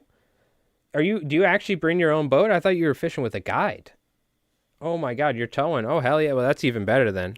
You stay out there with your boat, I mean. That's awesome. What sort of boat you got? But 7 hours from Maryland to Harker's Island. Oh my God. Maryland's kind of a weird spot. Because, well, no, I guess Maryland, you got good striper fishing, right? But there's no, like, I guess for Albies, you're kind of in a weird spot. Because up here is you go from New Jersey down to like North Carolina for Albie fishing. Delaware, Maryland, they don't have like that shore fishing and whatnot. Most of the fishing I get on regular basis, smallmouth, pickerel, and of course Friday sunfish. Oh yeah, yeah. Well, you got good inshore fishing or you got good land-based fishing in Massachusetts. Trout, like you said, in lakes and ponds. A lot more than like we have here on Long Island. So. All right, let's keep going. I'm thinking we had chartreuse for the top on the last tie. And I think we're honestly almost there. Or if we're not there, we are there. Let me take a look. Do we have chartreuse? Got gold.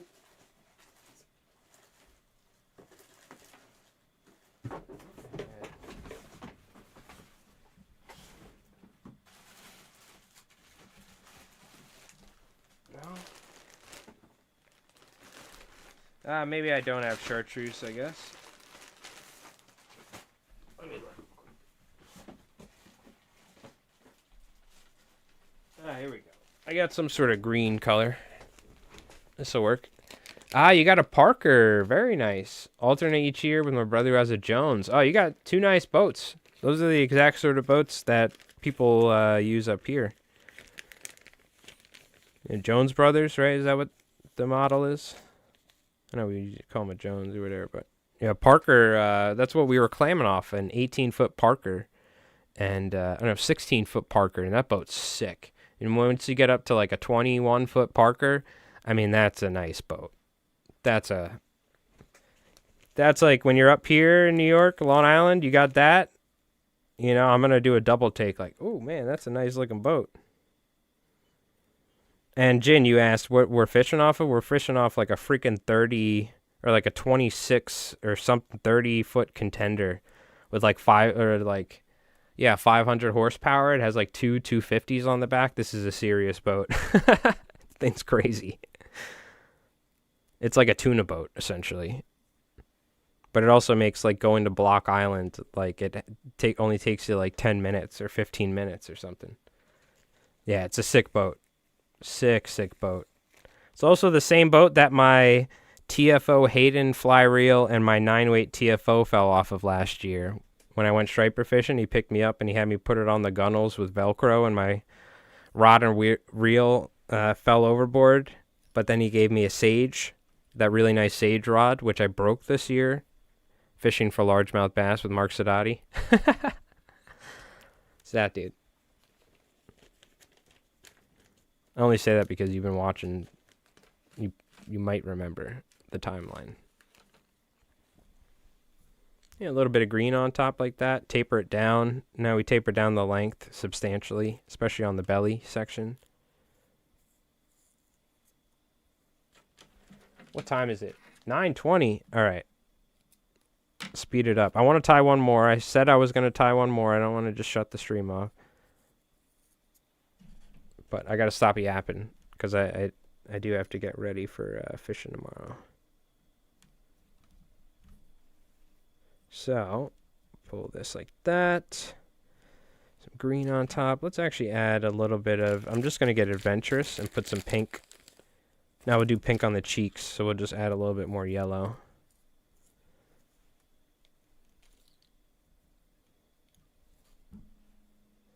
Yeah, like that.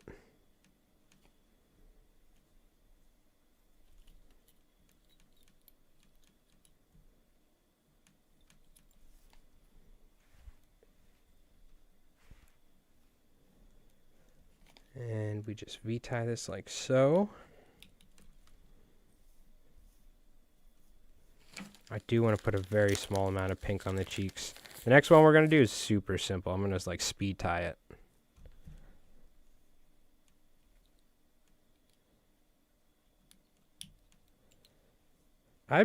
See, it's funny. Henry Cohen swears by the pink on the throat. I like the pink on the cheeks.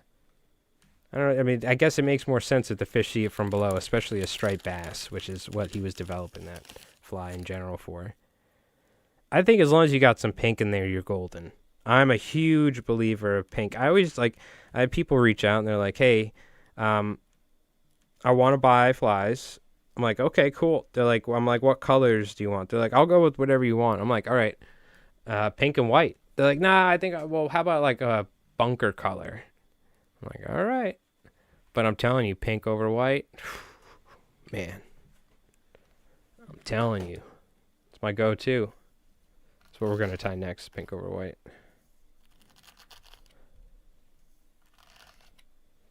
Just a little pink on the cheeks.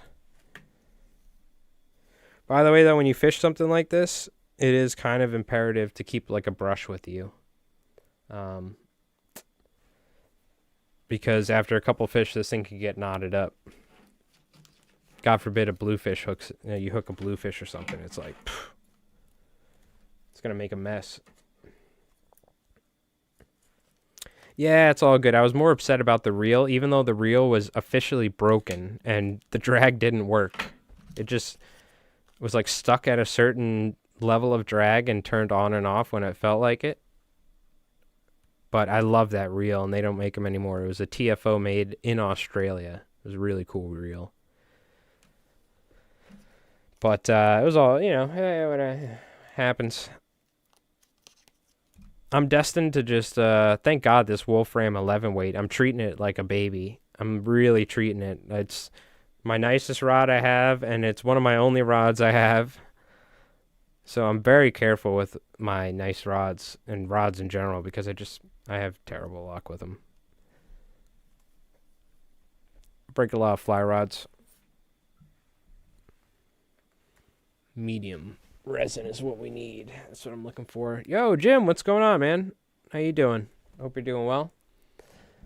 Ooh, 23 Jones. Nice. Jones brother. 21 SE. Ooh, okay, nice. Parker's a better platform and needs special shoes. Or get new knees. The Jones brother is very smooth. And that 2 extra feet makes a huge difference. But I'm sure it probably has to do with like the hull or something, right? I'm not familiar with Jones brothers as much. I'm sure I could probably picture a 21 Parker in my head. The exact hull, but... Yeah, you'd be surprised the difference between, for instance, an 18-foot boat and a 21-foot boat. Huge, huge difference when you're out on the ocean. Doesn't sound like much, 3 feet. It's massive when it comes to how the boat handles and rides and what it can handle and what you feel comfortable in. Everything's good. We're actually going out to Montauk in the morning, so shout out to a customer of mine. What do you call it? We're going to go for some Albies. So that being said, Somebody, I'm going to ask you, one of you in YouTube or Twitch chat, when I end the stream and I'm saying, all right, chat, have a good night, because I might forget already, somebody say charge the GoPros for tomorrow. Or just say charge GoPros, all right? Because I swear, I just remembered it again, but I might forget. But we're going to Montauk tomorrow, so we're going to try and get as much Albie footage as we can from the boat and catch as many fish as we can.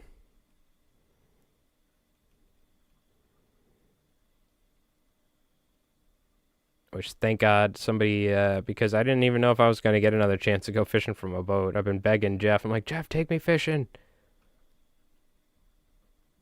But other than that first day I went out with Aiden, I haven't had any opportunities, so.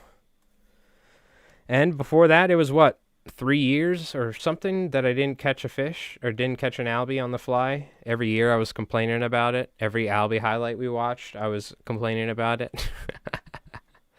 So this year is like the first year we've had a real chance at actually catching them, so. Oh yeah, it's going to be sick. Montauk is always sick. And I don't have to get up super, super early. So. But that being said, we are going to tie one more fly and end the stream, so. I mean, it's already almost been 2 hours. Time's flying by when we're talking about Albies. Bought a Miser 11 1 inch. Ah, interesting. Yeah, I use an 11.6, which is the Cabela's, I think, is an 11'6", if I'm not wrong. It's a great size, too. It's good for the dunes and all that. All right. Mushmouth.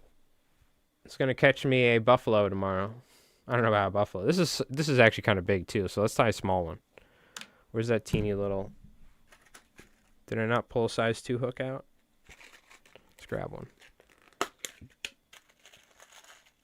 Pulaski in November with me and some fishy dudes? I would say yes, but, you know, I'm going to be broke, I have a feeling. Especially because I don't think I'm going to be bunker fishing anymore or anything like that, so... Because I'm really focusing on YouTube. Which, speaking of which, that shout out, dude, Mike Rolls Dice. Those recent battle report videos, man. I mean, honestly, that channel, just in a couple of Conflict 47 videos, is already doing better wise analytics than this channel. Which is crazy.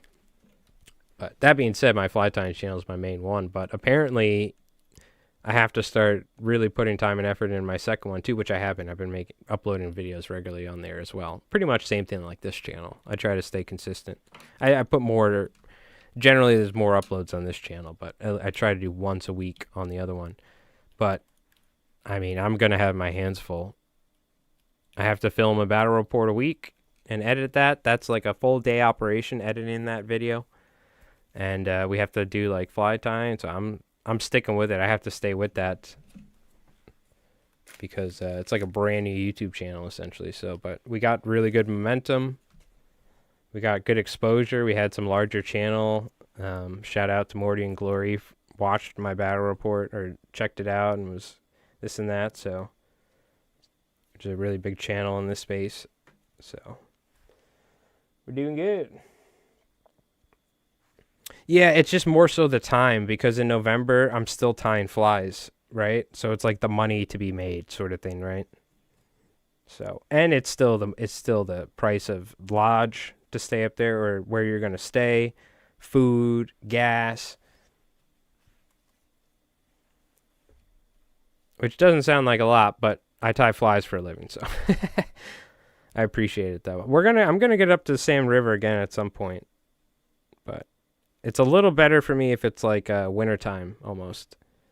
I know it's like now's the time you want to go, but it always conflicts with the saltwater fishing that we have. So, like for instance, I want to make a ton of videos on striper fishing in November and October, late October. So it's like I have so much stuff to do. But thank you, Jen. I'll gladly join you one day. We'll definitely take a trip up there. We'll see. We'll get Yo It's Okay, because we were talking about it. We want to do another trip up there one day. We get a little bougie, though. We stay at the tailwater, so. but it's not like I take vacations or anything, so I'm okay with every couple years taking a cool little fishing trip, hanging out. Let's try and move. Oh, this is way too far forward. So I don't think I want to put. I think Skoke also tied this a little bit farther forward, so you don't need to do as many V ties, right? Is the idea. We're gonna get fancy with this. I'm gonna try and be quick though. I don't want to take too long to time this. I think we were going like February. We went up. I'm gonna tell you right now, it's miserably cold, but like the fishing was fantastic when we were up there. But I would like to go in the spring. But I mean, I'm gonna be honest with you. I don't know when that's gonna happen. The next time I'm gonna be able to take a trip where I can like, for fun, spend money and go fishing somewhere. So one of these days. But honestly, I'm just like, especially with YouTube, man, it's just so much work. But it's what it is. I decided to do it, and I'm gonna do it. So, and I can't like half-ass it is the thing. So, like I'm like, dude, I gotta film a fly tie-in video. I gotta get that thing edited because I don't like having more than like a 3 or 4 day or 5 day distance between videos because it's like the analytics on my channel, you know what I mean? So I'm just like grind set mode of freaking YouTube I gotta do right now. And it's the time of year where I make the most money tying flies, so I just gotta stick with it, you know. What we got to do is we got to get you out here and have an actual serious day of like striper fishing when it's really good. Like maybe up on the north shore of Long Island or something. That's what we got to do one of these days. Really, when my boat is fixed. That's what. Next time you come out here, it's going to be when my boat is running. We'll make sure it's worth it.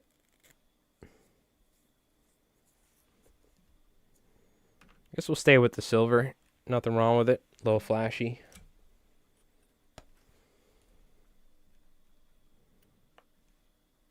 Yeah, I have a feeling if the striped bass...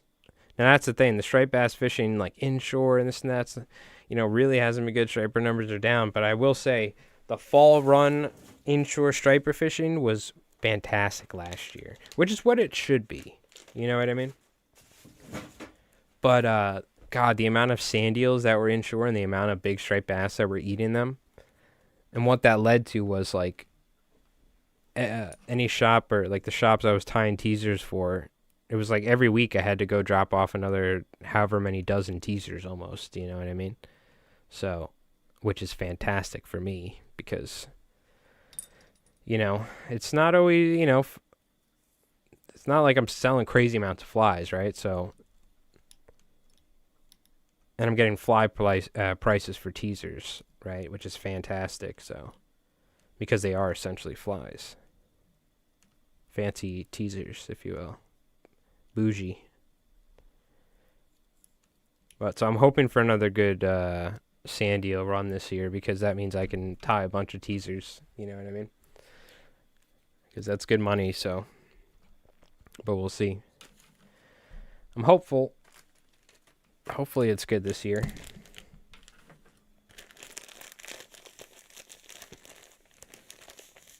Albies has been alright. I've, tied a good amount of flies for guides and stuff like that.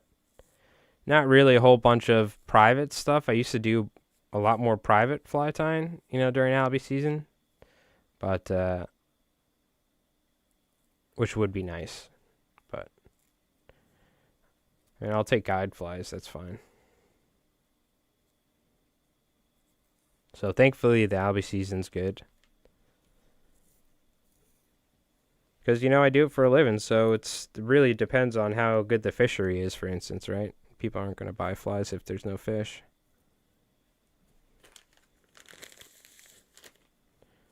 Hence one of the reasons we got into the striper fishery earlier, because, like, quite literally my livelihood's depending on how good the fishing is.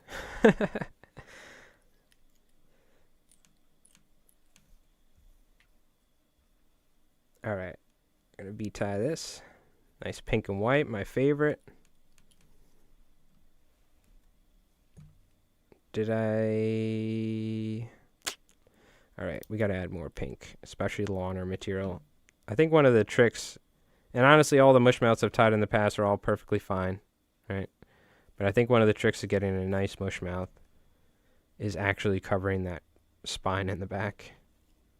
Because it drives me crazy seeing it. This one's going to be pretty light on material. In terms of like, we're only doing a couple ties, hence why I moved that spine up forward. So we don't have to do as many ties. Because I don't think it was a bunch of V-ties. I think it was like just a couple of them, if I'm not wrong.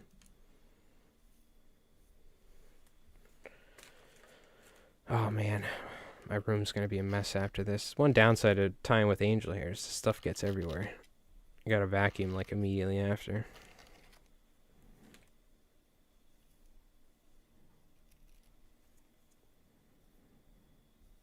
I could have done a little bit of a better job, but that's fine. In terms of getting some pink on top there to cover it. You'll be dead before the striper fishing gets good again. Well, it doesn't need to get good. I just need my boat to run, and then we'll get good fishing. You got a boat, you can find them. It's the fishing from shore part, which is hard nowadays. And we, you know, I've had some great fishing from shore the past couple years, but it's just like consistently, it's like tough. Like if I had someone coming from like a different state to come fish, I would be like, listen, dude, I'm going to be honest with you. I don't. And this is how fishing always is, but like, I'm going to be honest with you. I have no idea if we're going to catch it. So happy someone came out from the city recently to come fishing with me. And they were like, I want to pay you. You can guide. You could be a guide. Guide me. I'm like, listen, I don't have a guide license. I don't have any of that. So how about you just come fishing? And whatever, you know? It'll give me an excuse to go fishing. I probably should put these things out on the internet because then I'll get like 30 people asking. But it's not a regular thing, by the way, so don't ask. But what do you call it? And I hate it when somebody drives so far out and we get like no action, like no fish, nothing. I always feel so bad. And obviously they get it as fishing and whatnot. But so happy last time. This dude came out. You know, nothing really happened. I locked my keys in the truck, so at least I gave him a show. I climbed up onto my Suburban, used my fly rod to bend the sunroof open because my sunroof is slightly broken and was sticking up, so I had taped. So I undid the tape, and I then used the fishing rod. I used my switch rod. I used like the upper two sections of it to then hit the electric switch on the truck driver's door, and it took me like an hour with him on the window, and I'm like, is it there, because I couldn't see at the angle, and I'm laying on the roof of my car, my Suburban, my truck, and in the end he was like, dude, that was so impressive. Like he was like, there's no way you're gonna be able to get this out. I was like, listen, dude, I was a mechanic. I'm getting it.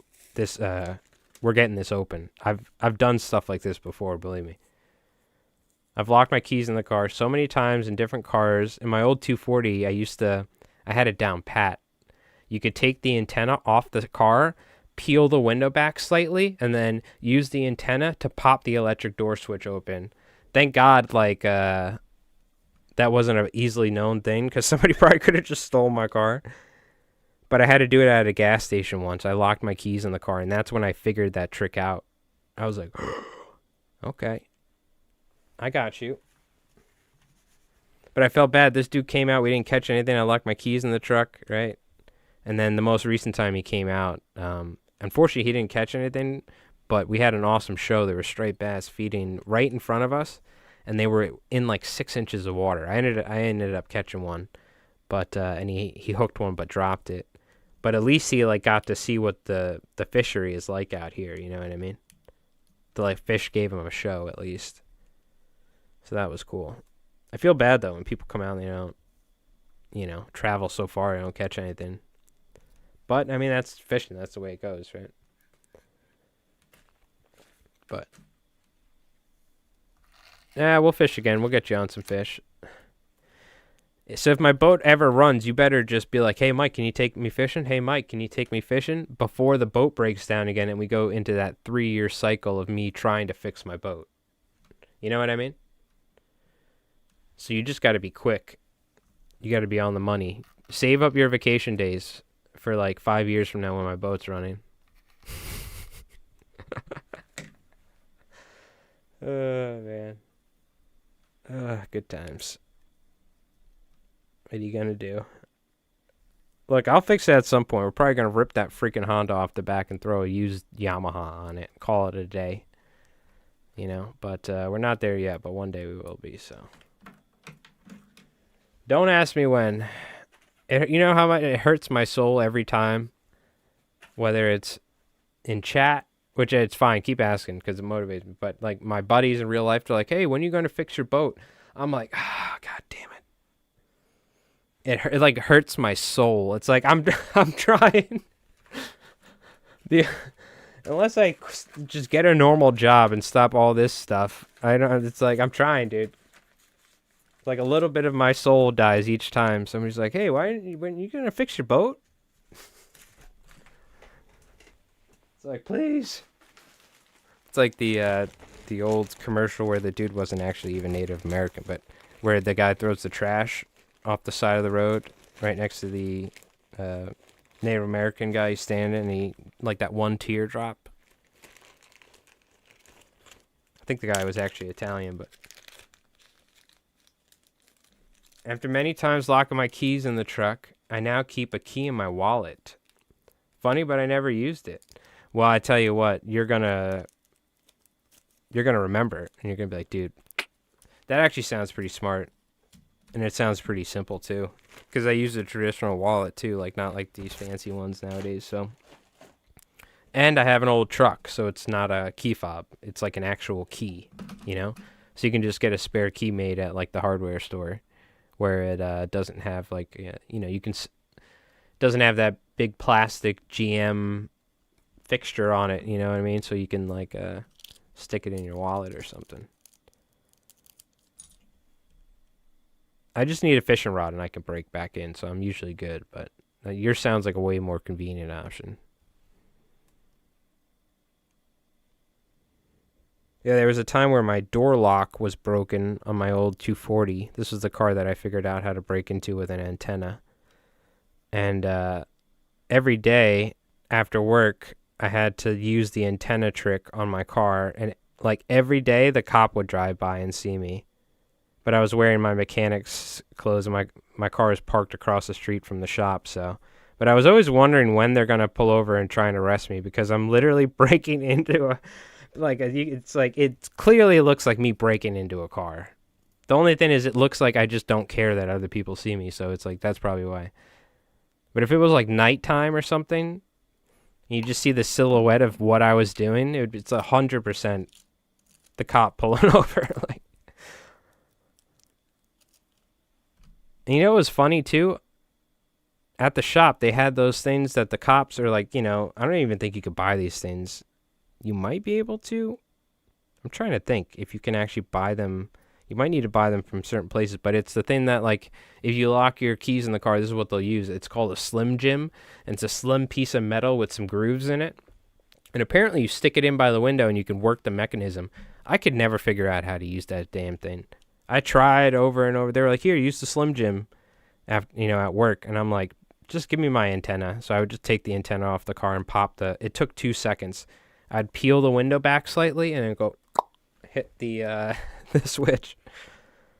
I still could never figure out how to use those Slim Jims, which I guess that's just something this is why I was asking if you can even buy them, because it's literally what you would use to like break into a car. You know what I mean?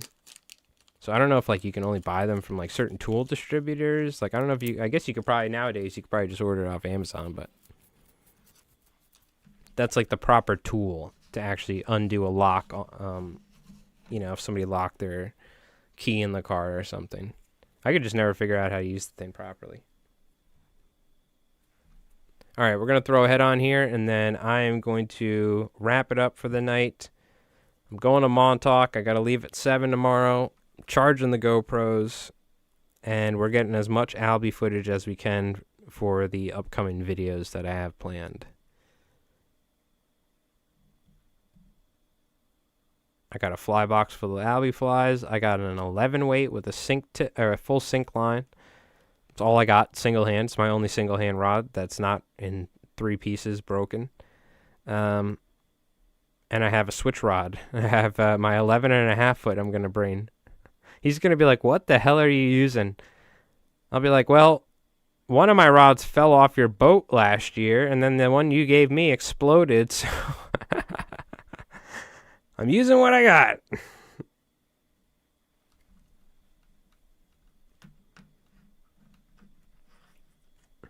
I think I broke like 3 rods this year. Yep, charge the batteries. Thank you, chat. Yep, charge the batteries. See, look at that. A+, A+, A+, A+, all 4. Very good. Also, Jim Williams, hope you're doing well. Appreciate you tuning in. We got 2 Jims here, so I got to clarify.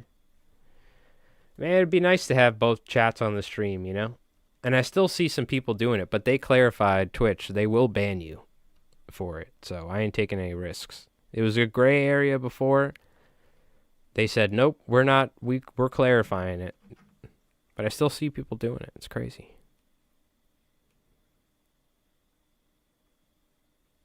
I'm just going to go with one more very light coat here. Very, very light. I don't know if I got the head right on this one.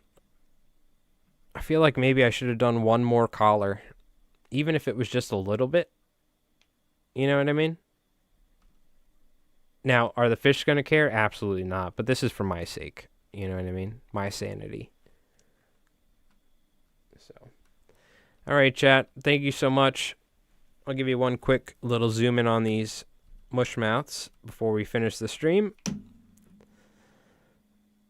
I'll clean everything up after the stream. I got a lot of cleaning up to do around here. A lot of angel hair everywhere. And all that.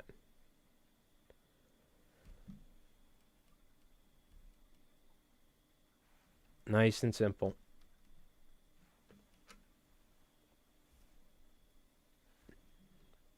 We were talking about David Skok, so why not tie up some Mushmouths, angel hair flies.